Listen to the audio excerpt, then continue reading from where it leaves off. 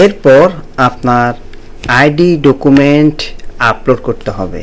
এখানে আপনাকে যেতে হবে মাই ডকুমেন্টে যেতে হবে, আপলোড আইডি ডকুমেন্ট। এখানে আপলোড করার পর আপনি এখানে নো এক্সপায়ার দিয়ে দিবেন। আর এইখান থেকে আপনার যে ভোটার আইডি কার্ডটি রয়েছে সেই ভোটার আইডি কার্ডটি ব্রাউজ করে আপলোড করে দিবেন। আমি স্ক্রিনে দেখিয়ে দিয়েছি, এইভাবে আপনি ছবি জেপিজি করে তারপর আপলোড করে দিবেন। আপলোড হওয়ার পর এখানে আপনাকে পেন্ডিং অবস্থা দেখাবে। তো তারা 1-2 দিন কিংবা 3 দিন অথবা 1 সপ্তাহ সময় লাগতে পারে আপনার এটা অ্যাপ্রুভ করে নেবে। আর অ্যাকাউন্ট অ্যাপ্রুভের বিষয়টি একটু সময় লাগতে পারে, কিন্তু খুব দ্রুত তারা অ্যাপ্রুভ করে নেবে।